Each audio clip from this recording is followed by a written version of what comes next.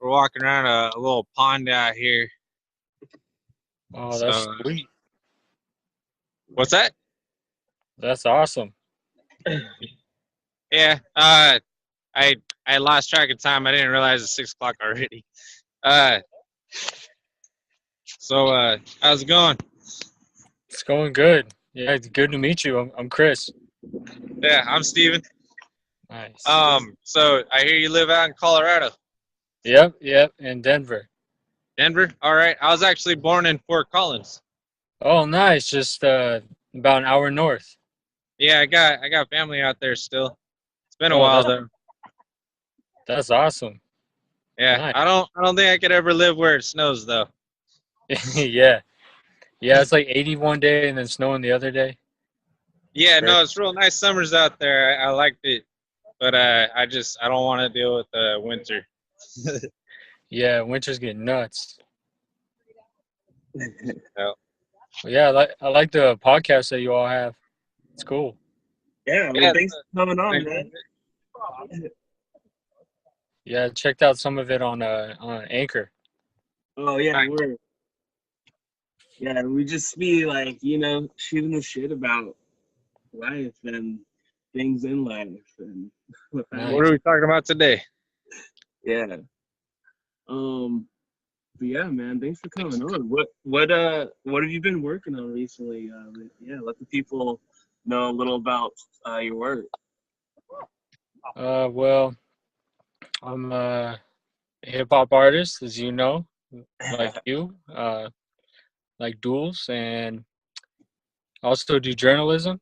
So I just released a new article on Truthout yesterday, and then I'm also in the group Calm with Awareness, and we just dropped a new track as well. I think last week. Where Nice. So I gotta check that yeah,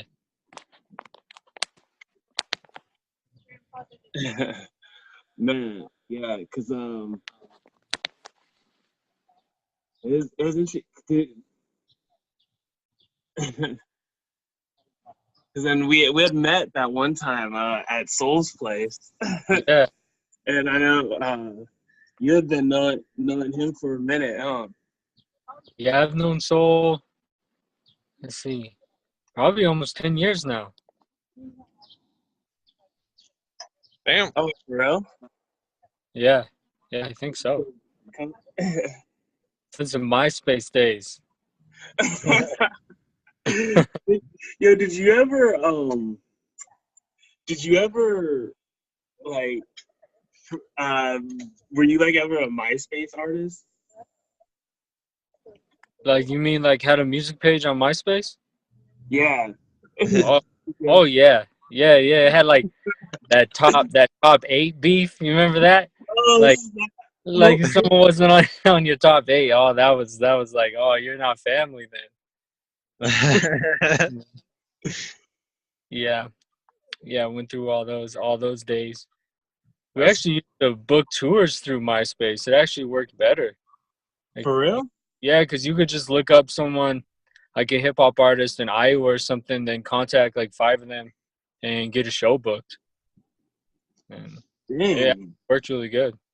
How's that work out? Yeah, dude, honestly, I'm like, all the shows that I've ever booked has just been like lucking into them. Like someone like reaching out to me like, hey, like we have this venue, or like, hey, we're doing this tour, you wanna like get on, you know what I mean? Like Yeah, I'm like so bad at like finding like bookings and stuff. It's like I don't know, it's always been done for me kinda just like fortunately, no of any accord to me, you know. yeah. Oh, those are the better ones. When you just cold call people, you never know who you're gonna meet. You email them through MySpace or Facebook, and you show up and there's some weirdo. You never know. But I feel like MySpace was a little bit easier because there weren't as many algorithms back then Yeah. like there are now. Like it was easier just to find someone by city and by genre. So you think it was easier what was like one of the weirdest like random booking things that you ran into? Uh, oh man. Well, even though I have two. So even though I just said Iowa was cool, the Iowa actually did turn out weird. There was I've had a weird experience in Iowa too. yeah, like we showed up to the venue and the guys were real shady. They were like, "Hey, welcome to Iowa. We gotta go," and we thought they were playing the show. And then they were like, there was just some guy that was covering Stained, and he was the opener. And then we performed, and then those guys came back just in time when the bar closed to collect the money, and then they just disappeared again with the guarantee. But luckily, the guy who was playing Stained was super cool, and he let us stay at his house, and he like cooked macaroni and cheese for us, and it was just a weird situation. And those guys just disappeared on us. Yeah. So they just like came in, like ghosted, and then like came back to collect the money. Yeah, and we didn't know our way around. Like we didn't know the venue that well, and they like came right at 1:30 or something and got the money and disappeared. But they like greeted us as well, like, "Hey, welcome to Iowa." So that was funny. Yeah, And then, Iowa's kind of weird, man. Like I don't know, everyone's really like friendly there, you know. But then like I don't know, they're just like it's like another world, man. It's a weird little state. yeah, I like how green it is out there, though. It's so lush. Yeah, it's Yeah, a whole it's other pretty. world, though. It's like yeah, it's so like I don't know, it's interesting. It's flat and a lot too. That Yeah. You've been to Iowa, Steven? I wish I could relate to any part of this conversation, but I'm not a hip hop artist and I've never been to Iowa. But I've been to Nevada, Utah, Oh yeah. Colorado, Texas, Washington D.C., Hawaii. But yeah, I haven't visited Iowa yet. Well, you Hopefully, are not out. I Hawaii. would love to visit all 50 states, though. I think that'd be awesome. Yeah, that'd be cool. Hawaii is Like really a knockoff. yeah, Well, you know, I was kind of young too, so I couldn't fully appreciate it. One of the culture shock things for me for Iowa was like how you could pump your gas before having to pay. I was like, now this shit would never work in LA. Like, Right? like you know how much free gas we get? Yeah. Like, Do you want your gas stolen? Is that what you're trying to do? yeah. Like the whole state, like I mean, California already has, you know, we're already under economically. Like, man, if y'all let people just have gas before having to pay, oh, it would be through. That'd be end up right there. they call that a gas boogie in North Denver. What's that? It's called a gas boogie in North Denver. Oh, for real? They got those? Yeah. Oh shit! But you gotta I prepay. didn't know they had a name for that. Yeah. Gas boogie through Iowa. That's the way. That's how you live. Keep that in mind if I'm ever on the road. Man. Yeah, and then another weird tour experience is we were in, I think it was Marseille in France, and we performed at this squat, and they took over this like 2-story warehouse. It was awesome, and they had like abandoned cars that people would sit in and watch the show. And then on the second floor, they just had huge holes in the floor that you could just fall through and die. I don't know why that was there. Like And then it gets weirder. Like the stage was like a sculpture made out of dead animals, and they had found all these animals like on the road. They're gonna have you guys sacrifice. Yeah, and then we were saying like Goonies, like dead things, Mikey, dead things, and it smelled like dead animal on stage, but it was an awesome show. It was a really No. cool place. Wait, was the stage on the first floor or the second floor? The stage was on the first floor.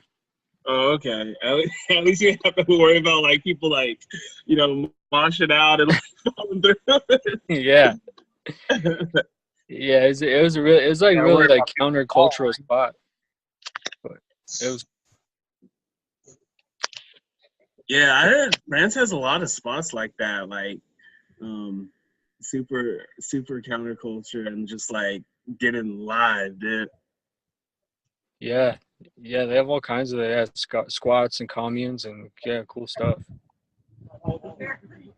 Yeah, because actually one of my producers stays out there, and I really like everything he be telling me. Like I wanna get out there like 100%. I want to live out there for a bit, honestly. I love the French culture. Yeah, France is cool. They have some awesome art Oh and yeah. they seem like they have a lot more government programs for art too. I know some of our guarantees were paid by some government art programs that they just give to the venues. Oh, that's cool. Yeah. Don't Yeah, see that in the US much. yeah, yeah. U.S. doesn't do it. U.S. like it's all the dollar talks, but I know Canada does that a little bit, right? Like subsidies for artists and stuff. Yeah. Yeah, I've heard that. They have they have a lot more of that too. I guess most countries do than the US with art and stuff. Yeah, and then they wonder why the art that's popular here is just so cookie cutter, you know? Yeah, 'cause all those are backed by like PR agencies and a lot of them with the drug companies or the weapons manufacturers back a lot of the big labels. The drug companies do too. Yeah, they all just add into that's why it's called commercial music. They like pitch into these labels, and Hmm. then you got artists talking about Molly, Percocet. Yeah, I was gonna say like Yeah, that makes sense why you got all them dudes talking about drugs all the time. So people get paid to talk about that stuff in their music? yeah, like the very upper end, but then you start to see like independent artists like um life imitate art, you know? So when you have like a lot of independent artists that listen to, I don't know, um Eminem or Future, then they start to copy it at the local level and it bleeds in and then you start to lose the line Right. of it. But you all remember Chingy? Yeah, Uh we Of course. chilling at the Holiday Inn? Yeah. yeah. Like that was all put into contracts. Like Holiday Inns, because what's better than a commercial? You know, it's actually your song, your commercial's actually on the Billboard charts. Right. No, I'm not surprised, but By Holiday Um, Inn. yeah, like you talking That's about so. the Ritz. You want to talk about Ritz Carlton, not Holiday Inn all the time, but it yeah, I thought it was weird they're talking about the Holiday Inn for like I don't think they stay at the Holiday Inn for a long time. Well, but But they're trying to relate, because the common man stays at the Holiday Inn. yeah, it's right. true. It's the And does proletariats. the Holiday Inn even let you stay out till like 3 or 4 o'clock in the morning out in the lobby? I feel like they would have gotten kicked out way before then. Yeah, it's Right. like we chilling with the continental breakfast. So that's what we're gonna. All right, time. We're gonna collab, right? And we're gonna be doing a song about continental breakfast. that could be, that No, could be because we can get shares on that. Every different type of hotel could get a little piece of that. Any place with continental breakfast. yeah. And that'll be the video, right? Like we'll do scenes at each of the hotels. Like each of them will get a little like 10-second clip in the video as we're going in there eating our pancakes and whatnot. Yeah, but you make your own pancake through like the conveyor belt or the waffle machine, and we can just have robes and just stunting eating cereal.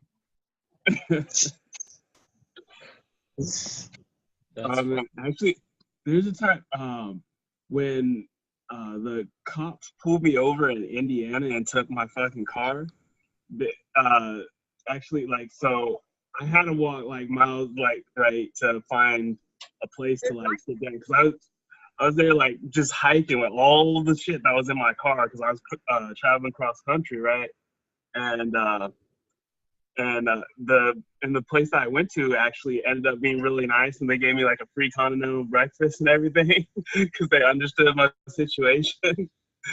But the cops just like left me in the middle of nowhere with like all my shit, and I was like, yo, I'm like stranded here. Dang. So they hella hooked it a little middle of nowhere, fuck Indiana there. I was on my way to Chicago.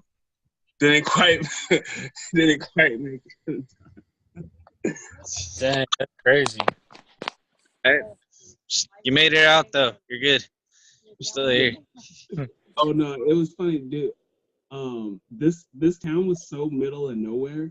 I actually had to get I had to get like, they didn't have any like Ubers there or anything. They didn't have like even buses there. So I had to like order this like weird like taxi limo to get to the nearest Greyhound so that I could go. So I had to like backtrack with that thing to the nearest Greyhound to then make my way to Chicago. Dang, that's crazy. It was an adventure. You should have stopped by Iowa on your way. Man, I got love for Iowa. I did the their 515 Alive Festival. Oh yeah, you did that festival after you were in Denver, right?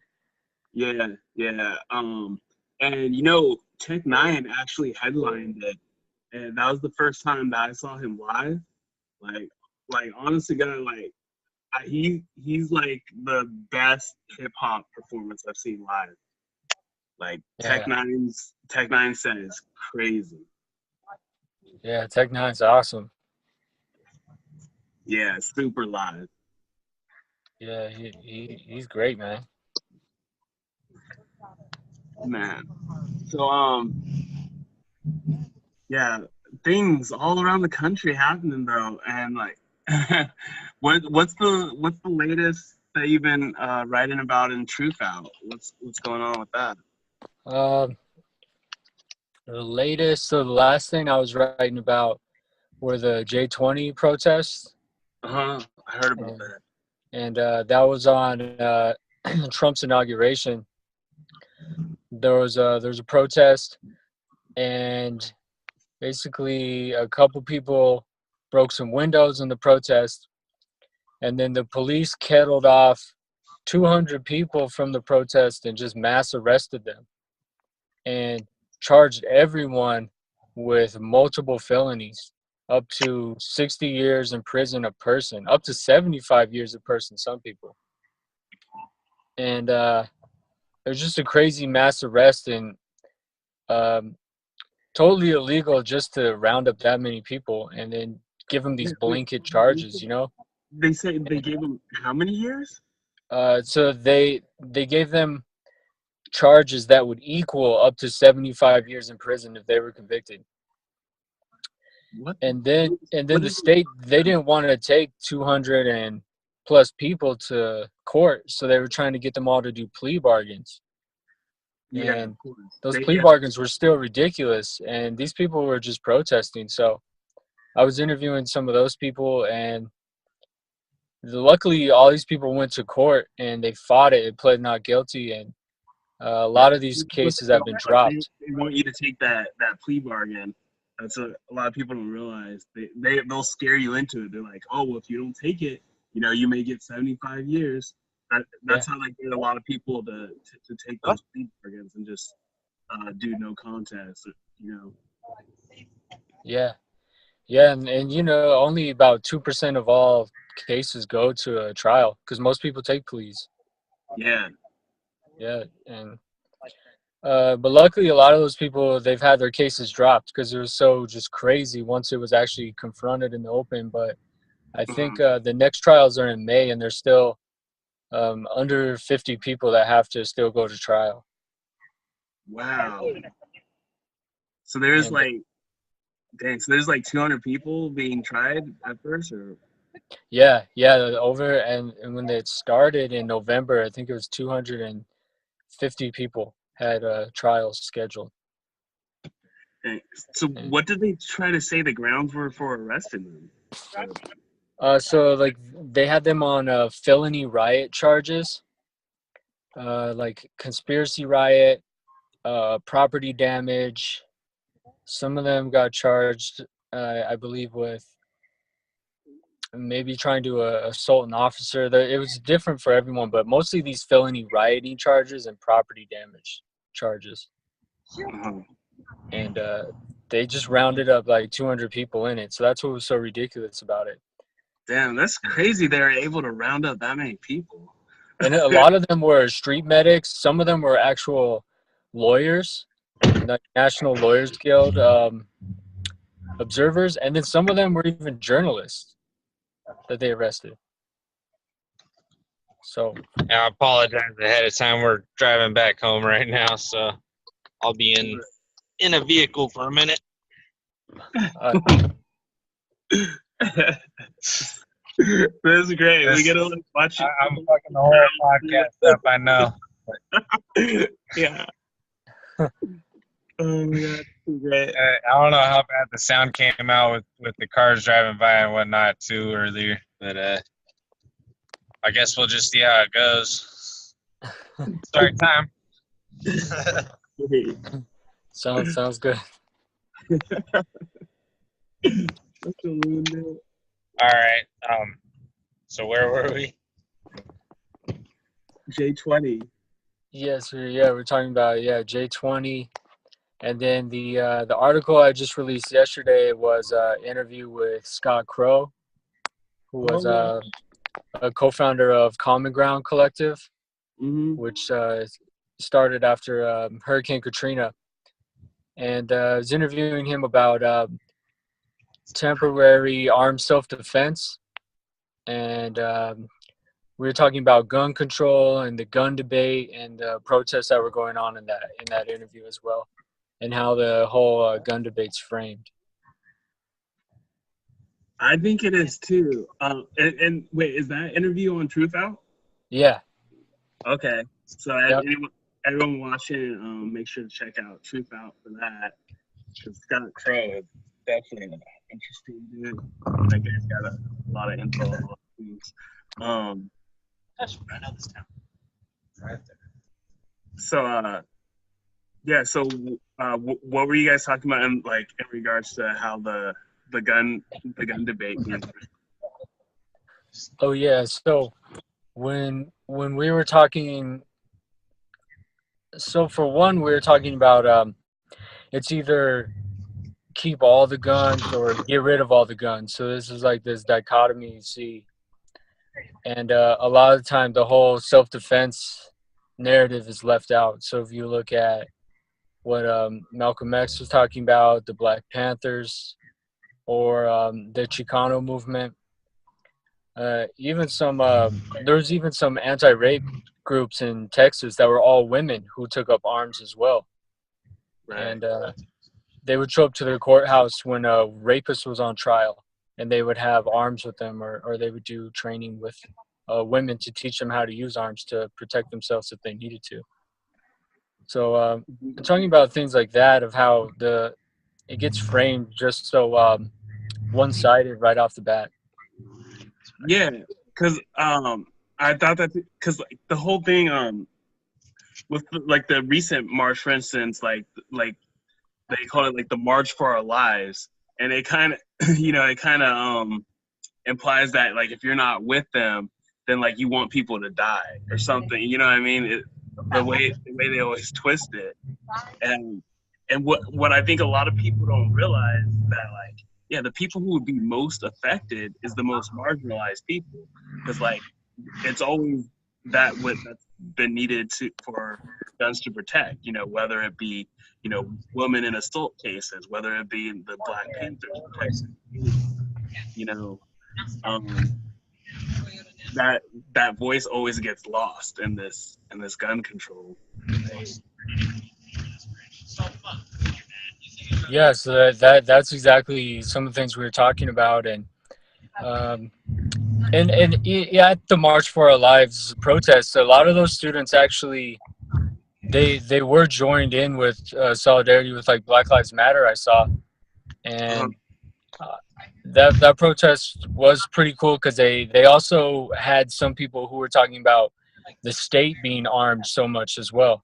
How police are extremely militarized, like how SWAT teams were a rarity until the 70s and especially the 80s is when SWAT teams got normalized. But before that, you would only bring in a SWAT team for an extreme hostage situation or an airplane hostage situation. It wasn't just for, oh, we heard so-and-so has a gun in apartment 205 and they may have some drugs, so it's bust in with the SWAT team. That's like, that was unheard of before the 80s. Yeah, it's crazy. They really ramped that up, man. And just because I know even with just like drug cases, it's like, why do you need, you know, a SWAT team to go bust some guy's door open to see if like they have weed in there? Like, why? Like, Yeah, you know, I'm sitting here in Denver where the activity of the police force has been so normalized. Yeah, like police forces have tanks and yeah, all types of things have been extremely militarized. That's really from the war on drugs budget. I'm sure, as you know, like that's when it really just went through the roof. And especially with the crack epidemic, right? Yeah, and at that same time, the whole war on drugs legislation had changed to where police forces could keep 80% of everything they attained for their precinct to fund themselves in a drug bust. So what that really turns into is, well, we can take a gamble here and fund our precinct if we do these drug busts, and they're really easy to do because the majority of people aren't waiting in their house with guns to shoot back at a SWAT team or police. Like normal people really don't want to do that. They don't want to get into that. So those are some things that were really happening and still are happening. Because you're only going to be wanting to do like those people, like they're serious, like they're not trying to, you know, take the. You know, I think most drug dealers, right, are pretty small scale. Like they're using it like to whatever get by or whatever. Like, you know, but like it's only going to be like the major freaking cases where they're like, you know, like that's their business, and they're going to be like sitting there wait, you know. Arming themselves for SWAT teams and whatnot. Yeah, that stuff's pretty rare to happen. Yeah, but yeah, now it's like became the norm where like they could just like bust in there. I just get my hair go. What do you think? Yeah, and then we're also talking about just the militarization of weapon sales just from the U.S. as well. That's also left out of the gun debate a lot, of how we're selling most of the weapons in the world. Yeah, that's the other part. Like, yeah, like it would be really hard. Like, you know, some people like talk about like how like with Australia or UK taking guns away, you know, but then like with the US, like, you know, we have a majority of the guns. So like it's a very different case. And also like another like point with that whole thing is like, then where does it go? Like, how much freedom are you willing to give away, you know, for security? Because like, you know, you can't actually get there's no like there's no such thing as like ultimate safety. You know what I mean? There's only the illusion of it. It's like yeah, it was one thing I thought really like exemplified like how far like the rabbit hole could go down is like they were talking about banning knives because they've been having so many stabbings there and stuff. You know, it's like, all right, then once you ban knives, then what? Like, then what's, you know, are you gonna like anything you could use as a weapon? You know, people could take like a wooden piece and like. And how far does that ban go? Does that just mean that you can't have a knife in public, or Yeah, they were what saying about taking knives home like back to your house? Like, say I buy a knife so I can cut something in my kitchen. Is right. that illegal? Then one day I'm coming to pee. Yeah, I don't know. It's good, but I want to go back to you were saying how Black Lives Matter was taking part of the March for Our Lives. What role were they playing in that? And like, what do you think about Black Lives Matter in general now, from I guess its inception and then like what it's doing now? For me, Or time either. Yeah, go ahead. I only think about like somebody's making money off of Black Lives Matter. You know, that's all I think. I was like, somebody just capitalized on that. That's what I think. It's a business now. So I don't know. I don't put too much thought into that. What do you think, Chris? Yeah, like with what I think Black Lives Matter is really important thing because it's actually something that people are talking about now, and it's a phrase that people know, and it's also a phrase that causes controversy because it's something that it deals with a binary that most people think about. So most Americans and a lot of people just think in these binaries, like, well, that's why they say, well, if Black Lives Matter, you're only saying Black Lives Matter, and if you say, well, then the binary is white lives, we're just saying white lives don't matter, and that's why people reply with all lives matter. And I really think that they break up that binary that's so twisted into our society. It's good because it gets people to think about these things. And when you look at this whole history, so let's go back to gun rights. If you look at the inception of the KKK, when they were started by the former Confederate general Nathan Bedford Forrest, he actually had started the KKK to be a gun control type organization, along with being a terrorist organization. He went through the South with other Confederates or Klansmen, and they would take guns from the black community who were majority Union veterans who were in the South. So that also ties into this whole gun debate we're talking about. And then if you want to go back farther, go back to the Revolutionary War. They had actually, when the Second Amendment was made, they had banned untrustworthy people not to have guns. Untrustworthy people involved Native Americans, majority of the black population, enslaved peoples, and loyalists, people they considered who still liked Britain.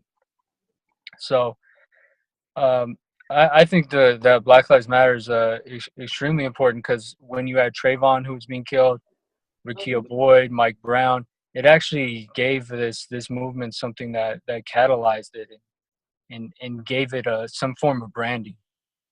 And yeah, there it has been used different ways, and but I think what the good thing about the March for Our Lives is that those students get it, and they brought that in with saying, yeah, the majority of people like, who are killing people with guns are police. Oh yeah, go ahead. What was that, Steven? I'm sorry. What'd you say? Oh, I was saying like as far as the Black Lives Matter thing goes, like it shouldn't even be a debate. Like, of course, Black Lives Matter, and it shouldn't be up for debate in 2018. Like, everybody's lives matter. equally. Everybody's equal. Everybody should be treated equally. Everybody should have the same rights. It doesn't matter what color your skin is, what your sexual orientation is. None of that should make a difference in how people judge each other. But so like as far as the whole thing goes, like I don't understand why it should still be a big deal. Now I understand that it is a big deal. I don't understand why it's a big deal. Yeah, because that's an interesting thing. Because like I feel like similar to you, Chris, like when it was incepted, like it was so needed, and to put a highlight on these issues that are happening, and I feel like now that like the media got a hold of it, they're like it's been twisted into this whole thing, like, oh well, like Black Lives Matter is about like cop killing, or like Black Lives Matter is about rioting, and so when like sure riots like happen, like in lieu of that from really the cops going there and like getting in the middle of things, but so like I don't know, what do you think about that whole twisting now of like, because there's been I've seen like from certain people in the media, like they're twisting out to like a Black Lives Matter being like a hate group, like it's being compared to like the KKK. That's like that seems so fantasy land to me. Of like, well, like you know what I mean? Like you guys built it up, now you're trying to knock it down. What the hell? Like even like despite like a riot happening, like that, it doesn't go near to the decades and decades of like terrorism and church burnings, killings, lynchings that the KKK did. And like I don't know, what do you think about the whole spin of that now? Like, has Black Lives Matter just got out of control, or like why are they twisting it like this? And like I don't know, what do y'all think about that?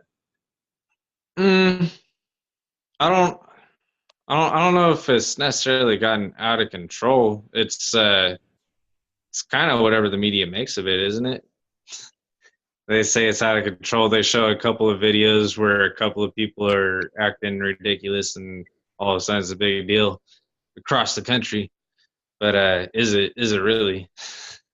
Like, so people are upset that black people are getting shot when they're unarmed and whatnot. They have a right to be upset but there's no way you could say that it's out of control, though. It's ridiculous. Yeah, I feel like that's all just media hype. It doesn't mean anything. Well, what's your take though, Chris, on the cops, or I mean like what's your take on the whole media spinning like what Black Lives Matter is about and all that? Yeah, like it's pretty apparent that the media already has tons of problems before Black Lives Matter. And what Black Lives Matter did that was great is it put the media in this kind of tough spots where they actually had to actually give them some light for once. But nonetheless they found a way to spin it. And this is the same thing, just like whenever someone is killed by the police, especially a person of color, the media goes to the state because the state's seen as an authority that is trustworthy instead of a neighbor who's nearby or waiting to hear the evidence. And it's well known that the police will often lie right off the bat. Mm-hmm. And then they go, oh, well, after the investigation, I misspoke, or I had that wrong. But it's too late when you're the chief of police and you just went on the news after someone was shot and everyone's thinking about it, and you say he had a gun at least 30 times. This is exactly what happened in Denver with Dion Avila, who was killed in front of his partner and her child when he was just going to pay a parking ticket, and he was being followed by a task force and he was they said a suspected bank robber. And when he went to his car, he got shot within about 10 seconds. And Mm. when he was killed, and then the chief of police came down, they were live news, and the chief of police repeatedly said he had a gun, he was armed, he was a bank robber. Said bank robber so many times. So it doesn't matter what's true at that point, because that goes into everyone's brain, everyone's subconscious, and that's the discussion for that day. And that person was criminalized on live TV. Then it came out later that that man was unarmed and he was killed. So he was denied due process. And the media just focuses solely on this whole, what's the narrative of the state? And that's where it's so problematic. And they always started out with, we're not sure if that person was unarmed. There's recent shootings, they've said the same thing, even with Stephon Clark. And they totally always rely on the police to be to run this narrative, and that's where those same problems are. And Yeah, just to and give you one more example of Black Lives Matter in the media is during Ferguson, there was riots in Ferguson, as you all know, and there was like an auto zone, or what was it? It was like an auto parts place that was torched, that was lit on fire. Mm. And they showed this place burning on live TV. They showed a riot of a store that no one was in that was burning, and it was on live TV all night, and they're talking about rioting. But during that same month, there was over 13 black churches that were burned throughout Missouri. And there was never a black church live on TV burning all night being discussed, or the history of churches being burned. And that's just the total thing you see is these riots they sell.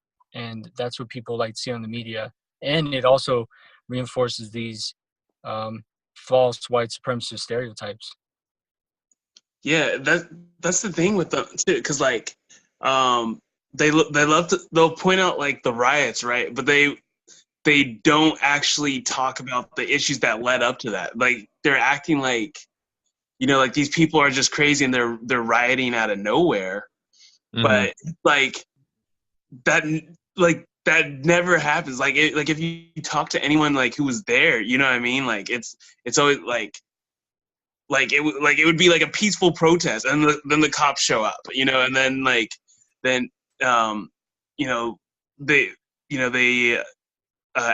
aggregate things, and then riots break out. You know what I mean? It's never like people just like going out and like crashing into stores or something. Like that's never the beginning of the story. Mhm. But if you hear it from the media outlets, I feel like that's always where the narrative starts from. It's like, all right, see, here's these bad people rioting, and that's why this is this like evil thing that we need to address. You know what I mean? Yeah. Yeah, and even if you stick to the narrative that fire is bad and fire should be on the news at night because we want to watch fire, let's even consider that that's true. Then show those churches that are being burned, and they're omitted from the news. And yeah, it's crazy. But on the same end, without those riots in Ferguson, I don't think there would have been a Ferguson report that came out from the Justice Department, because it brought so much attention. And that Ferguson report did show the widespread police putting dogs on black people in the community, Ferguson being a debtor's prison, and all those things came out from that Ferguson report as well. Mhm. Yeah. Well, I guess we'll have to see what what they're gonna do with now these facts being out, because I don't know, man. It's disheartening sometimes, because like even like with all this proof out of like the things like the debtor's prison and stuff, it's like they keep trying to like shadow that under the covers, and I just wondering what it's gonna take until that's like so widespread that it's forced to be in the public eye. Yeah.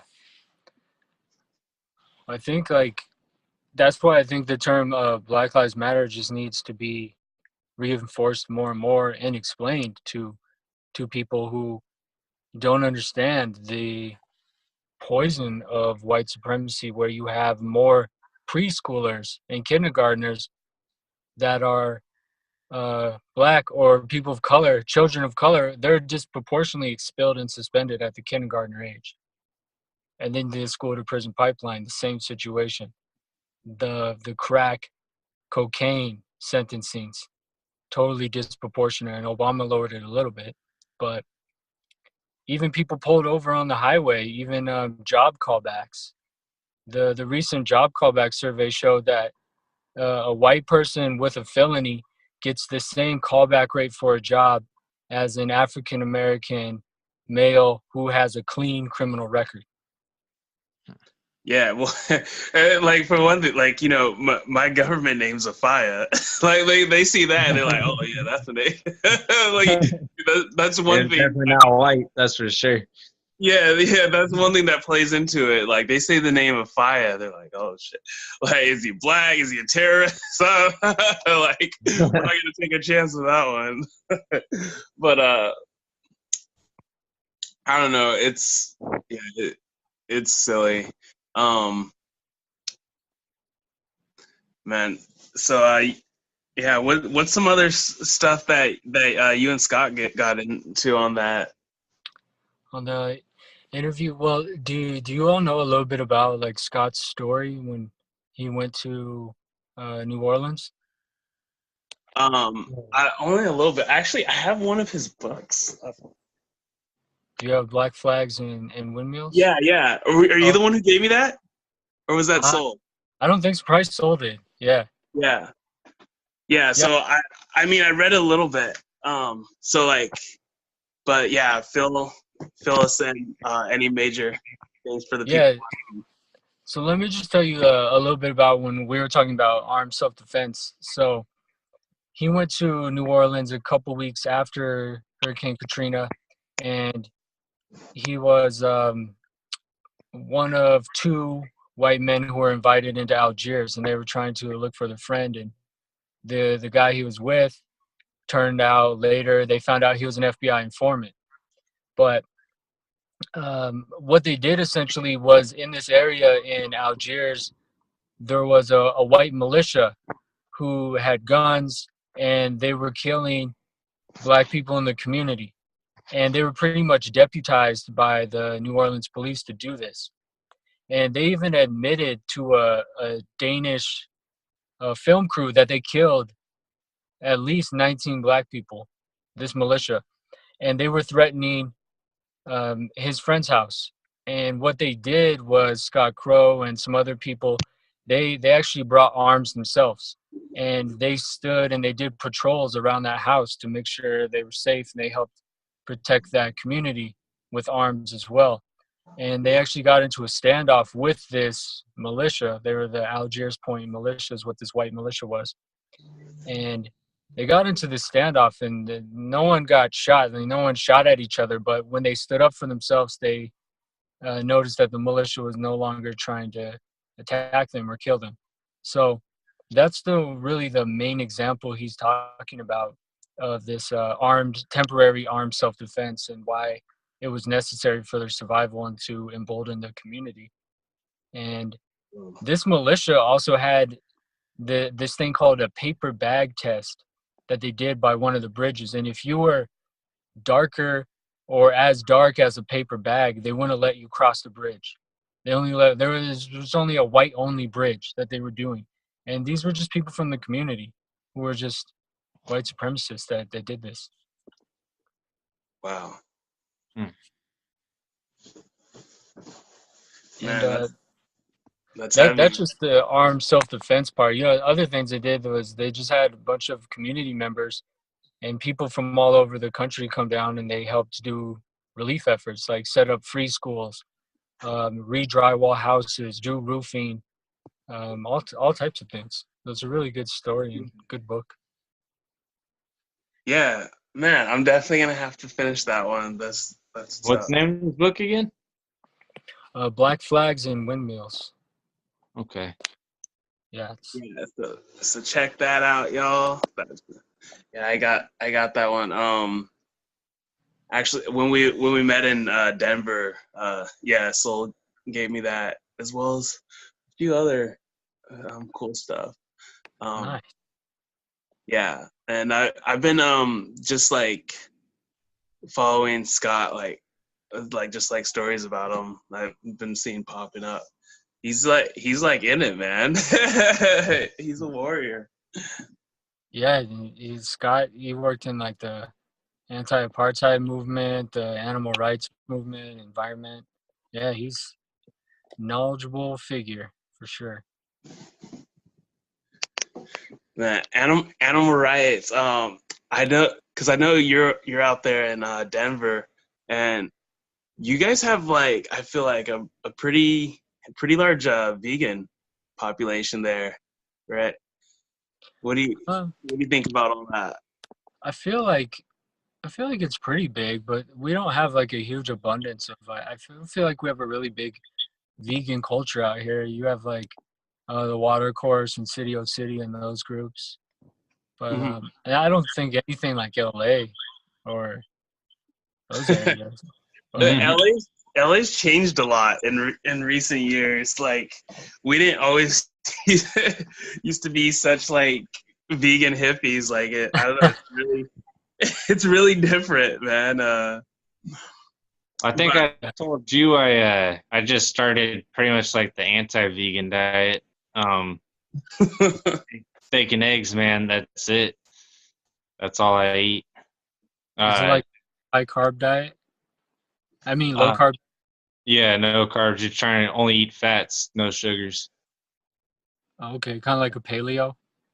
Uh, what's the word? Can't think of it right now. Trying to the word's not coming to me right now, buddy. But yeah, it's basically you're getting your body to run off of fats instead of sugars, and it's supposed to be healthier.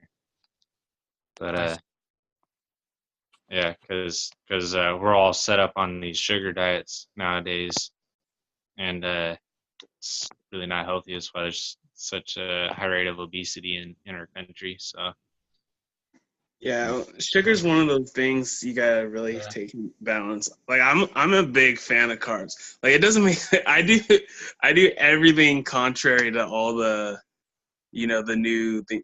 Like because that's the thing too. Like see why I feel like Colorado or is well more so Denver has a bigger like vegan thing than LA is because like with LA like we kind of do things more on like a bad kind of thing. Like it was there's a cool big, for like a couple months, and then now nobody's doing it anymore. there's a big vegan thing here now because like that's where people like that's what's hot. So like that's what people want to eat. So like there's all these vegan restaurants popping up because that's like the cool thing.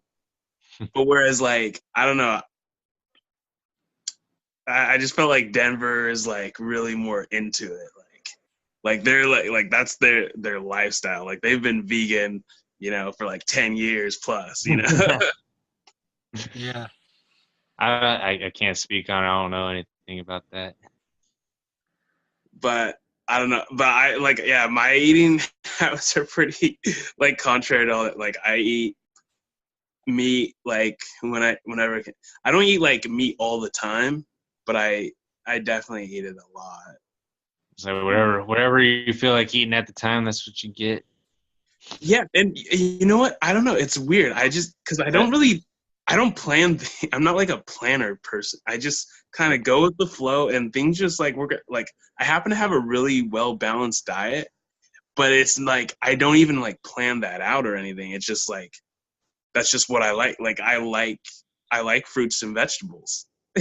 So like I'll get that, and then like when I run out, I'll get some more, um and yeah, but then I'm a really big fan of carbs too. But I think since I'm always active, like I'm burning that off right away anyway. So like I don't. I really miss the pastas and the rice and stuff, but I do get to cheat once a week, so it's not so bad.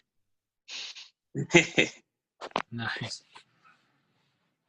Wait. So are you on that vegan diet, Chris? Or Yeah, so I'm vegetarian, but I'm usually vegan, and I haven't had meat for 11 years. 11 years. Oh my Yeah, goodness.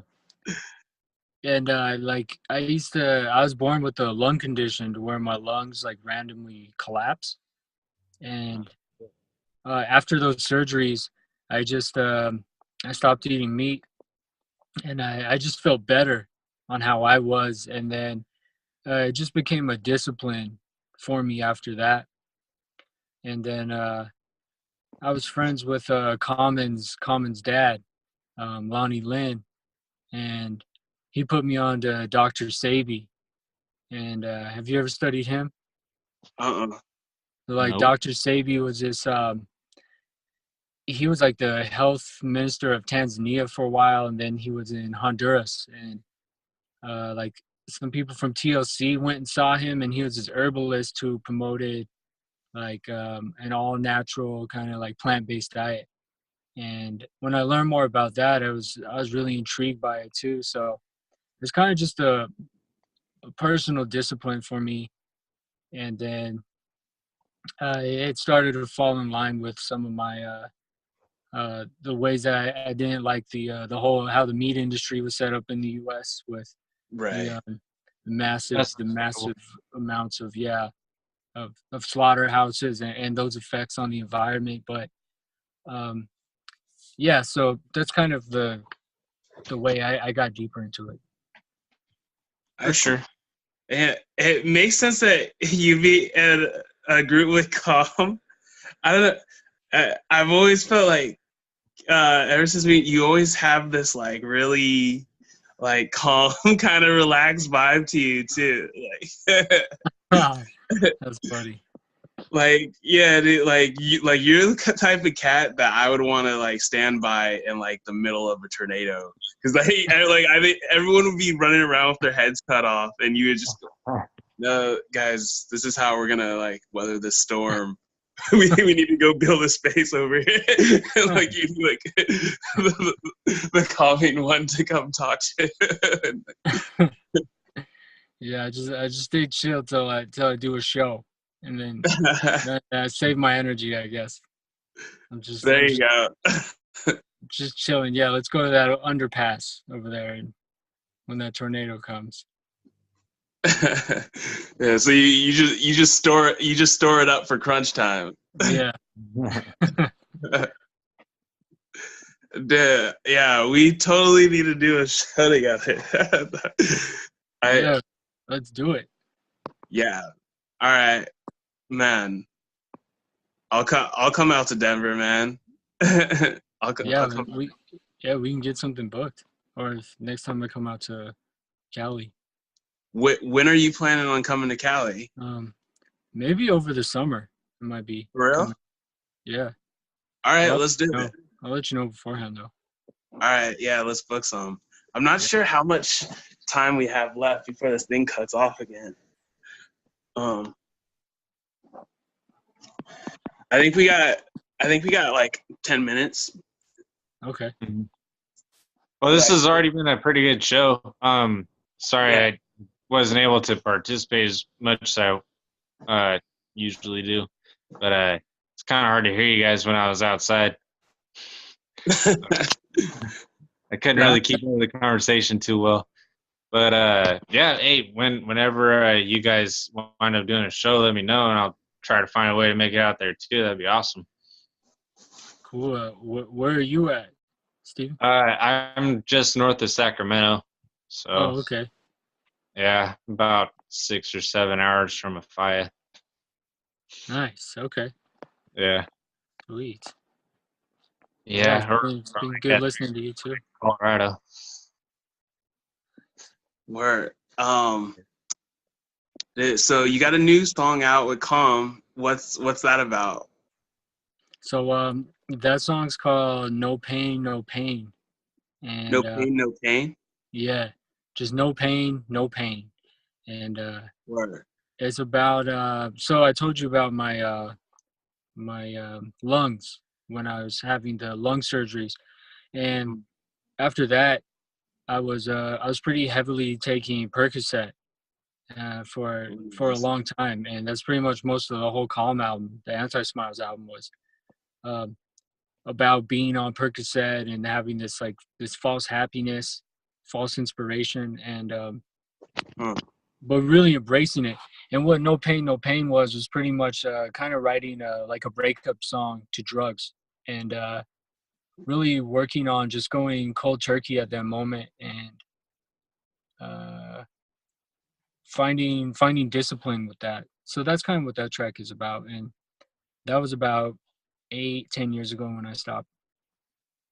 About time I stopped eating meat as well too. Yeah, every time that I've quit drugs, like I've always gone cold turkey. I don't know what it is about because like my whole mentality, I'm such like an all or nothing person, and like so that's how I always like kind of like fool myself. Like when I go back, like it's like, oh, I could stop, and I'll stop on the dime, and like then I would like not do anything for like a year or even 2 years, right? And then I'd be like, all right, now I feel like doing stuff again, but yeah, I don't know, like, cause like, I don't know, I get really silly about it, but like, yeah, as far as, yeah, it really does take that, like, just like self-discipline, I feel like it's like where other people, like it's better to wean off or whatever, but for me, I'm so all or nothing. I always gotta, it's like cold turkey or bust, Mm-hmm. Yeah. I mean, it's that's kind of like how I work.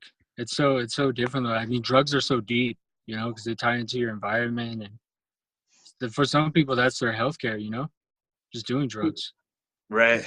They can't get Xanax or something, but they could get a Vicodin from the skate park.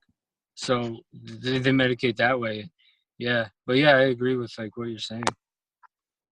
Yeah, that's interesting because I was talking to Steven a bit about this. I think it might have been the last episode we did before this, of where like, because like we're both millennials, like we're on that cusp, like everyone in our generation is like just so fucking sad all the time, and like I don't know, like the whole what what we think society's supposed to be, and like what stems out of it. I don't know. We're just like such a sick nation, I feel like, and to where like everyone's depressed. It's like, like, and there's a lot of people like self-medicating, and I don't know. I feel like if they don't get it from, a doctor, then they kind of like, I think a lot of the like, quote unquote druggies now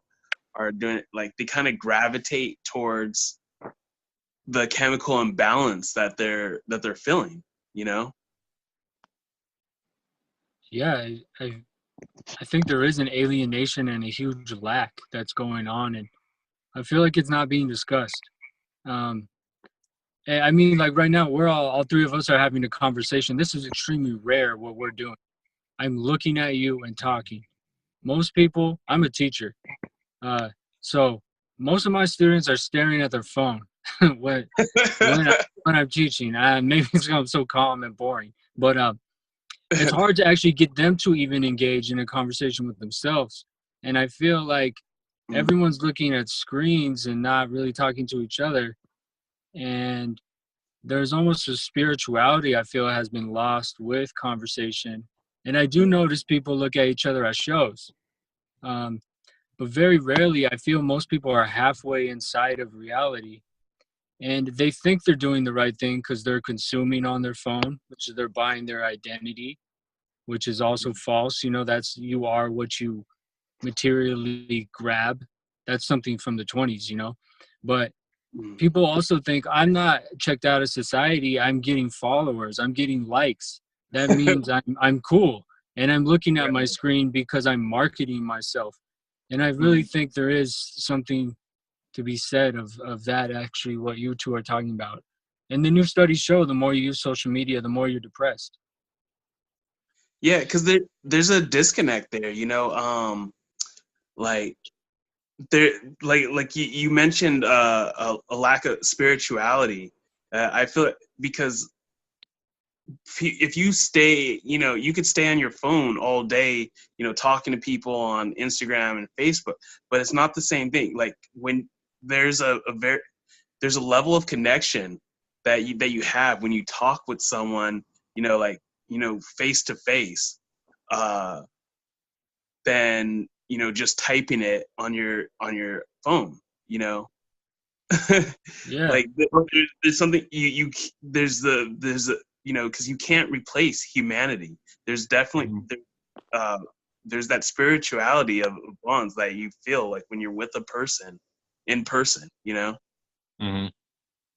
You talk about a lot of us being depressed now. I think a part of that is just because of the size of our population too. Like everybody has this need to have a purpose in life, and all the purposes are filled up already. You know, there's not a whole lot left for the rest of us to do. And you just, I don't know. If you want to get away from being depressed, you got to create your own purposes, I guess. Uh, Yeah. Find a way for you to be important in your world, I guess. I don't know, but you know, this is something we have to deal with. We got 7 billion people living with us now here on Earth, so gotta figure out how to make room. We're Chris, we definitely got to have you on another time, because that's one thing tying into what Steven was saying there. Like I have a theory on that, of that it stems from the lack of purpose that people have because of capitalism. Because capitalism, like, you strive for these goals that are gonna be economically beneficial rather than, you know, benefit your purpose. And like if you could balance the two, like, you know, that's amazing. That's you know, that's a if you find the right job for you and you're satisfied. But like for the most part, you know, you're doing it for the economical reasons, right? And that's why there's this lack of purpose, and it's only growing more so, and with more alienation and more putting more value on that than humanity. I feel like it's only growing worse. Mm-hmm. But yeah, my but I'd like to you know, do an episode with you on that, because like yeah, I don't know like how far like you lean with like the anti-capitalist sentiments that like that like Soul and I share, but I figure that you're really somewhere in that. Yeah, I totally agree. Like the only way to save the world is to be anti-capitalist. Woo! Viva! Capitalism, it needs to dispossess things, and it's dispossessed the earth. And yeah, it's set up to where it's gonna come crashing down at some point. It's not set up to last forever. yeah, and that's what Ursula Le Guin was talking about. You know, that they used to say you need kings, or the Europe will fall apart. And then Magna Carta came out. They got rid of kings. Everything was okay. I think we're in that stage with really rethinking capitalism, or outthinking capitalism, or just thinking it out of into existence, or a rethinking society just needs to be done. And that alienation is showing you that, I believe. Yeah, because I don't think it would necessarily need to be like a whole deconstruction. I don't know, but there's a lot of things that definitely need to be reshaped. But I think we should get into that on a further episode, so we have the full hour to talk that through. But so like any last notes and anything you want to let the people know about to wrap this up? I'll be releasing a book review of Scott Crow's new book, Setting Sights, soon, which is all a bunch of stories of temporary liberatory armed resistance. And I'm just grateful to have this conversation with you all, and thank you for having me. It's been cool talking to you all, and good to meet you, Steven. Hey, good to meet you, man. You're welcome back anytime. Yeah, cool. Yeah, let me know anytime. Yeah. All right. Thanks, Chris. All right. This is fun, as well as Steven. But yeah, thanks for coming on, and love and light. All right. Peace to y'all.